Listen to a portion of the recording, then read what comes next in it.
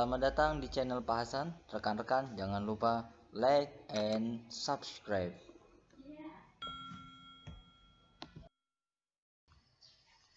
Yang kedelapan, pantau terus istri dan anak-anak ketika di luar rumah ya.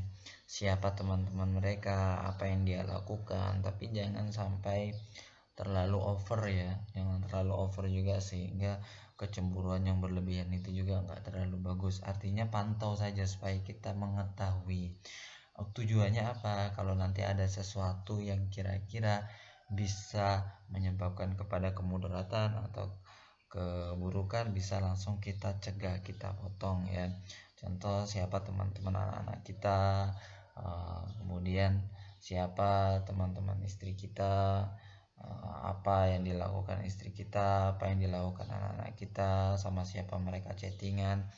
Kadang-kadang kita harus terus memantau ini tanpa sepengetahuan mereka. Kalau bisa mereka tanpa sadari itu akan lebih bagus. Nah, nanti kalau ada sesuatu yang kira-kira akan membahayakan keluarga, istri, anak-anak kita, maka kita bisa langsung mengambil tindakan yang terbaik. Dan juga pantau perubahan perilaku istri dan anak-anak kita. Ketika dia berteman dengan si A, ketika dia berteman dengan si B, kita pantau perilakunya, apakah ada perubahan atau tidak. Nah, ini juga penting, bukannya kita terlalu over ya, tapi namanya protektif, kita mencegah sebelum terjadi. Banyak orang-orang tua yang menyesal ketika anaknya sudah terkena narkoba. Banyak juga suami yang menyesal ketika istrinya sudah terlanjur selingkuh. Ini karena terlalu longgarnya pantauan dari sang suami. Ini sangat juga berbahaya. Karena itu harus dicegah sedini mungkin. Kesembilan, harus mampu mengatur waktu sehari-hari antara pekerjaan, kondisi rumah, dan segala aspek kehidupan. Nah, jadi kita harus pandai ya, jam berapa kita di rumah, jam berapa kita kerja, jam berapa kita pulang. Jangan sampai jam untuk keluarga kita pakai untuk bekerja, dan jangan sampai jam bekerja kita pakai untuk keluarga. Ini harus termanage dengan baik, karena untuk menjadi suami yang sukses kita harus memiliki pengaturan waktu yang bagus. Selain bisa mengatur pekerjaan kita, nanti juga berguna untuk menjadi contoh untuk anak-anak kita tentang kedisiplinan ya. Jadi jangan habiskan waktu kita semua untuk bekerja, 24 jam bekerja. Pagi untuk bekerja di pekerjaan kita, siang untuk kembali ke kantor, sore malam pun masih mengerjakan pekerjaan yang dari kantor di rumah. Ini jangan sampai karena ini akan membuat waktu kita habis, terbuang, dan kita akan menjadi jauh dengan anak dan istri kita ya. Jadi bukan hanya masalah mencari uang dan menghabiskan pekerjaan, tapi juga butuh perhatian dan kasih sayang. Ini akan membuat lebih sempurna kehidupan kita, dibagi waktu. Ini juga penting buat kita ketahui bersama.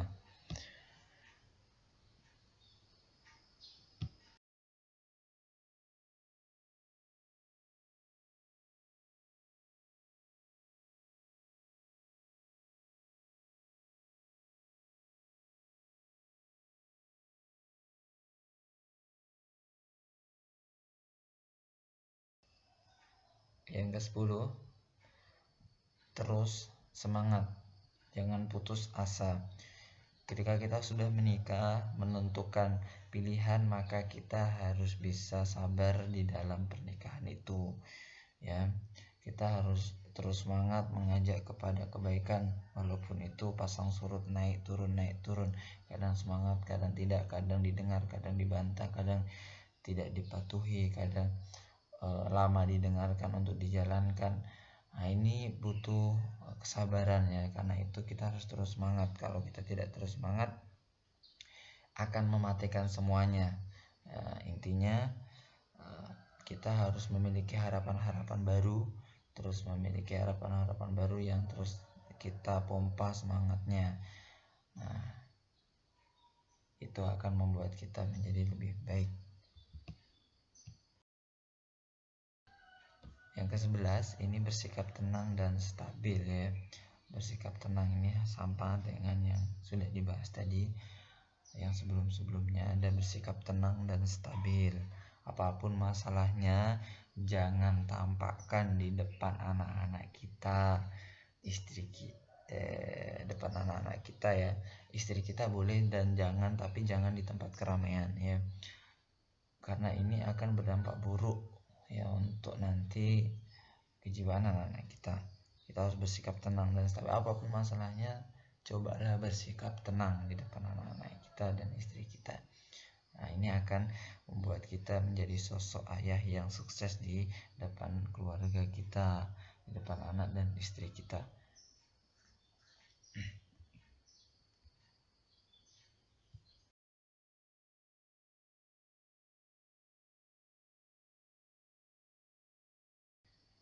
Kemudian yang ke-12, pilihlah kata-kata indah, manis, dan baik untuk diucapkan pada istri dan anak-anak. Jadi jangan malu untuk merayu, menggoda, memuji, membuat bahagia istri. Selalu kita gunakan kata-kata manis, tapi jangan manis-manis terus ya. Juga harus diberikan selain kata-kata ya, bisa juga kita berikan hadiah kepada istri kita ya. Mungkin cincin kecil-kecilan, atau kalau bisa cincin yang permata belian juga nggak apa-apa, bagus ya. Jadi pilih kata-kata indah baik diucapkan setelah istri dan anak kita, beri hadiah kepada istri kita, anak kita. Ini akan membuat hati mereka senang.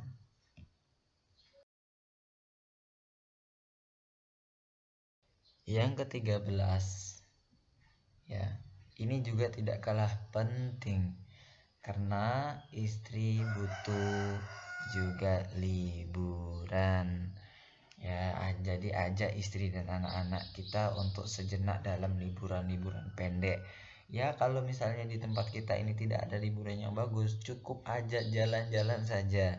Sore-sore misalnya jalan kaki boleh, naik motor keliling kota boleh, keliling kampung boleh. Yang penting diajak jalan-jalan, liburan. Kalau bisa liburan yang diminati istri ya. Tanya sama istri kita, kita mau liburan kemana ini, atau tanya sama anak-anak kita mau liburan kemana ini. Nah, ini akan membuat hati mereka lebih senang, lebih bahagia, sehingga akan memupuk keharmonisan dalam keluarga kita. Yang ke-14 ini juga tidak kalah penting buat bapak-bapak. Untuk menjadi suami yang sukses dalam keluarga harus bisa membagi antara pekerjaan dan keluarga. Nah, biasanya ketika bapak-bapak yang sudah memiliki anak ya, ketika pulang dari kantor, anak itu ingin mengajak bermain, apalagi kalau masih kecil ya, anak masih kecil ingin mengajak bermain. Nah, biasakan kita membuang semua pekerjaan-pekerjaan kantor itu ketika sudah memasuki pintu rumah kita.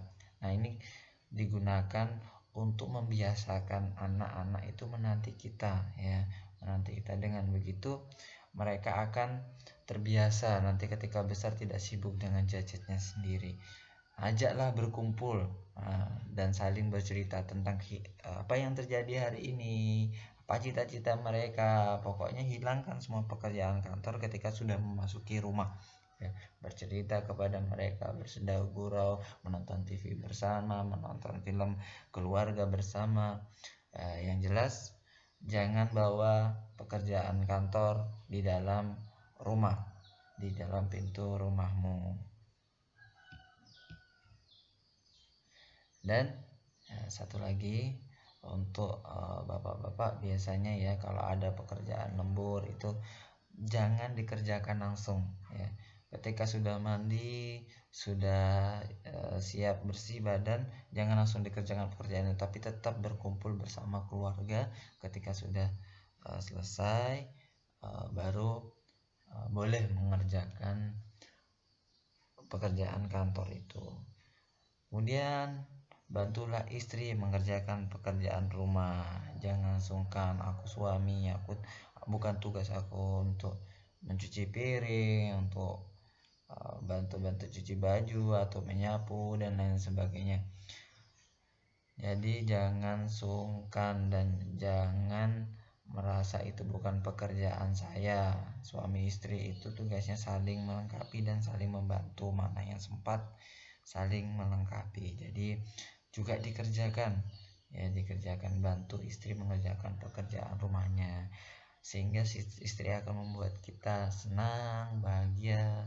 Kita pun akan membuat istri kita senang dan bahagia. Ini akan membuat rumah tangga kita menjadi lebih harmonis.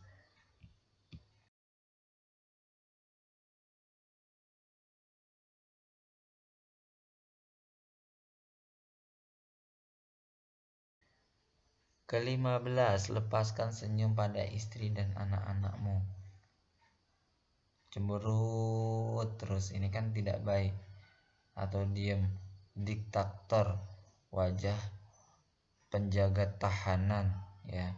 Tahu kan wajah penjaga tahanan tuh nggak pernah senyum, bengis, ya, kejam, apalagi eh, tidak pernah mau berbicara kayak gitu. Jangan sampai itu terjadi. Lepaskan senyum yang manis kepada anak dan istri kita, ya, jangan ditahan, ya. Ini akan membuat tentu rumah tangga kita sejuk, ya, bahagia, harmonis, ya, insya Allah.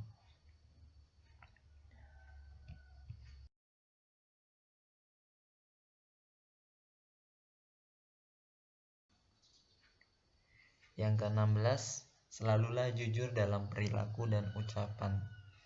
Kita usahakan memuji istri itu dalam kapasitas sadar, ya, bukan hanya gombal tapi juga sadar untuk memang dia cantik, menanamkan di hati kita, ya, bahwa dia cantik, dia manis, dia adalah istri terbaik yang Allah berikan untuk kita, ya kan.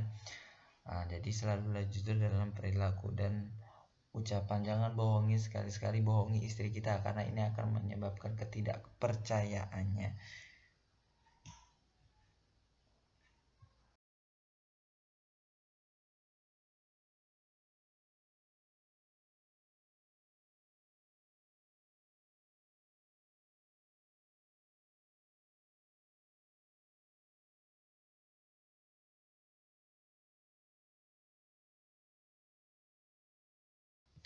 Yang ke-17, jangan bosan untuk ungkapkan kata-kata cinta dan pujian bagi istri dan anak-anak kita sebagai penyemangat dan support dalam berbagai hal, ya. Butuh ayah yang romantis, yang mau mengajak bicara kepada anak-anaknya untuk kemudian mengungkapkan kata-kata cinta, ya. Kalau tadi kita sudah tidak mau senyum, bagaimana mengungkapkan kata-kata cinta? Jadi senyum dulu, setelah itu mendengarkan curhatan mereka, setelah itu kita juga membalas dengan mengungkapkan kata-kata cinta dan pujian untuk menyemangati, ya, dan mensupport dalam berbagai hal. Kalau bukan kita yang menyemangati, siapa lagi? Kan tidak mungkin tetangga yang menyemangati anak-anak kita. Tentu diri kita sebagai kepala keluarga yang menyemangati anak kita. Ke-18, kunjungi pihak keluarga kita bersama istri dan anak-anak. Silaturahim ini akan membukakan rezeki kita. Rezeki kita akan berlimpah dengan silaturahim ini. Selain silaturahim ini memang diridhoi Allah untuk menjalin hubungan keluarga, mempererat hubungan keluarga, dia juga bisa menghantarkan rezeki. Dan ketika ini kita biasakan kepada anak-anak kita, maka kita akan memiliki banyak saudara dan kita akan lebih bahagia, ya, karena zaman sekarang ini lebih banyak keluarga yang putus hubungan daripada keluarga yang menjalin hubungan yang baik. Karena itu ajak istri dan anak-anak untuk mengunjungi keluarga.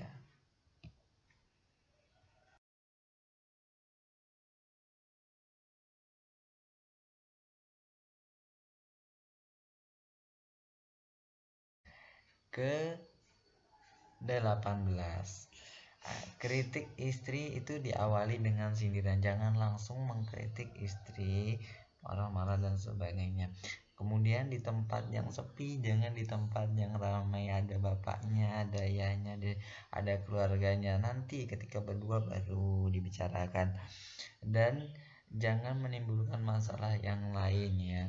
Seperti mengkritik istri masalah satu, tapi kita mengkritik membicarakan hal-hal masalah yang lain, sehingga berkembang masalah itu dan akhirnya pembicaraan tidak ada ujungnya dan terjadilah pertengkaran ya.